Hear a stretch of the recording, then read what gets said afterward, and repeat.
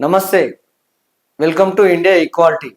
BRS నుంచి కాంగ్రెస్లో చేరిన ఎమ్మెల్యేలకు ఎదురుదెబ్బ తగిలింది.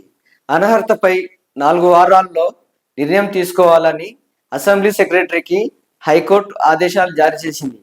అనర్హత పిటిషన్ను స్పీకర్ ముందుంచాలని స్పష్టం చేసింది.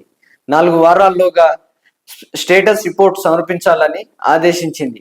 గడువులోపు ఎలాంటి నిర్ణయం తీసుకున్నట్లయితే సుమోటోగా మరోసారి విచారణ చేస్తామని తెలిపింది.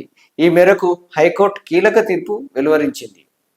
పార్టీ ఫిరాయింపులకు పాల్పడిన ఎమ్మెల్యేలపై స్పీకర్ అనర్హత వేటు వేసేలా అసెంబ్లీ కార్యదర్శికి ఉత్తర్వు జారీ చేయాలని కోరుతూ బీఆర్ఎస్ పార్టీ ఇతరులు హైకోర్టులో పిటిషన్ దాఖలు చేసిన విషయం తెలిసిందే.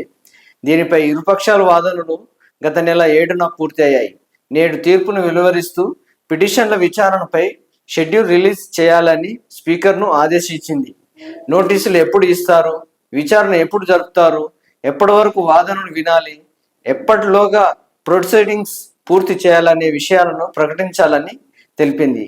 4 వారాల్లోగా షెడ్యూల్ విడుదల చేయకపోతే సుమోటాగా విచారణ జరుపుతామని స్పష్టం చేసింది.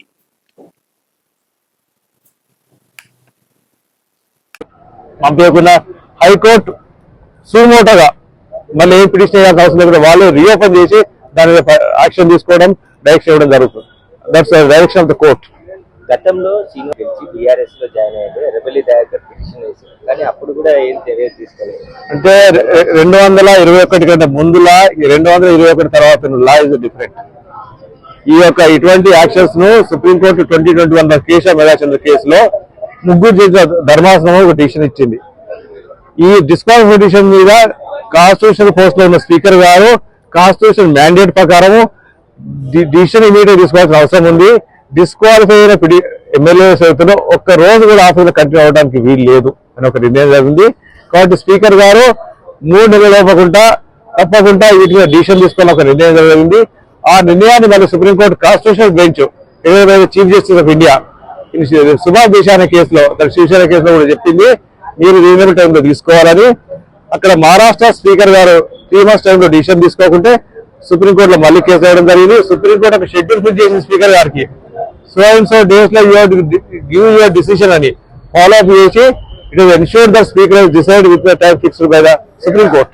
సో అందుకోసం 2021 శ్రీనివాస్ యాదవ్ అప్పుడు చేసిన కేసు కావచ్చు, కానీ ఇప్పుడు కానీ లా డిఫరెంట్ ఉంది. ఇప్పుడు ఏ స్పీకర్ కూడా నేను నా దగ్గరనే ఫైల్ పెట్టుకుంటాను 5 ఏళ్ళు డిసైడ్ చేస్తానికి వీలు లేదు. That is violating the constitutional mandate. అంటే మనందరం ఒకటి అర్థం చేసుకోవాల్సింది ఏంటంటే, అసెంబ్లీ ప్రొసీజర్స్ కండక్ట్ చేసినప్పుడు, లెజిస్లేటివ్ బిజినెస్ చేసినప్పుడు అసెంబ్లీలో speaker is different. Disqualification decide చేయదని అధికారం ఇచ్చింది constitution 10th schedule. So 10th schedule లో స్పీకర్ యాక్ట్ చేసి డిస్క్వాలిఫికేషన్ చేసినప్పుడు ఈ ఓన్లీ యాక్ట్ యాజ్ ట్రైబ్యునల్, ఒక జ్యుడిషియల్ అథారిటీలకు యాక్ట్ చేస్తాడు. Like any other tribunals, central administrative tribunal కావచ్చు, స్టేట్ అడ్మినిస్ట్రేటివ్ ట్రిబ్యునల్ కావచ్చు, నేషనల్ కంపెనీ లా ట్రిబ్యునల్ కావచ్చు, తర్వాత డిఆర్టీ కావచ్చు. So all the tribunals are subject to high court jurisdiction under article 227 and supreme court jurisdiction under article 32. But తప్పకుండా high court has got a power, duty, responsibility to ensure that speaker also abides by the constitutional mandate, and if it does not abide by the constitutional mandate, the High Court will take necessary action against any person whosoever I may be. Law is above them. Speaker కార్యాలయం ఎలాంటి నిర్ణయం తీసుకునే అవకాశం ఉంటుంది ఈ 4 వారాలు? Speaker నిర్ణయం తీసుకునేది స్పీకర్ కార్యాలయం ఓన్లీ హైకోర్టు డైరెక్షన్స్ ఫాలో అవ్వాలి.